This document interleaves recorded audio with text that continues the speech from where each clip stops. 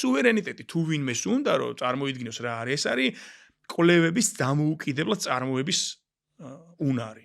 ჩვენ ქვეყანას ეს უნარები რაღაცა მხრივ სამეცნიერო წრეებს აქვთ, მაგრამ არა აქვთ ტექნოლოგია, არა აქვთ თქვათ თანამედროვე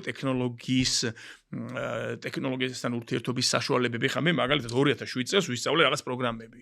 იმის მერე ეს პროგრამები შეიცვალა, რაღაცა ახალი სიახლეები შემოვიდა და ეხა ვაცნობიერებ, რომ ანუ მინდოდა ყიდვა ვერ ვიყიდე, იმიტომ რომ უამრავი დაბრკოლება, ფული არ არის ერთი და მეორეს მხრივ სისტემა ისე შექმნილი, ვერაფერს ვერ იყიდი, აქ ტენდერი, ანუ ტენდერში ეხა ვინ შემოვა, მილიონიანი ბრუნვა რო აქვს და მილიარდიანი კომპანიას, შენ ტენდერში რაღაცა 1000 ლარის გამო არ შემოვა, ხო?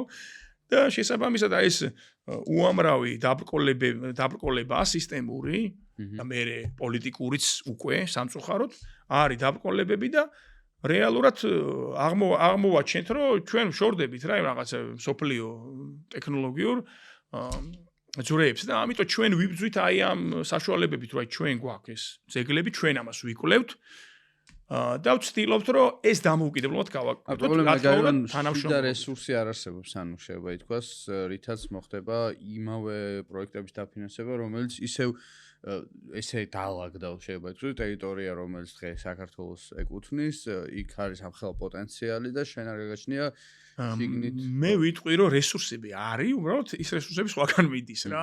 ანუ არის ხარჯება მეცნიერებაში, ტექნოლოგიების შემოტანა. აი მე როგორ გითხრა, აი ხანდახო ფიქრობ ხომ იმდენად ცოტა არის გასაკეთებელი იმისთვის, ანუ თანხობრივი თვალსაზრისით, რომ შენ თანამედროვე ანუ შეიძლება რაღაც დიდი დანადგარები ვერ გააკეთო ამ ეტაპზე. თუმცა მე რო ვიყო სახელმწიფო, ამაზე ვიზრუნებდი, იმიტომ რომ ლიდერობა თუ გინდა შენ რეგიონში, უნდა იყო დანარჩენ ქვეყნებზე უფრო ძლიერი მაგ-მხრივ, მაგრამ ნუ კარგი ვთქვათ, დაუშვათ რომ არ არის ცოტა ფული გვაქვს რა, ესე ვთქვათ რა ჟარგონულად.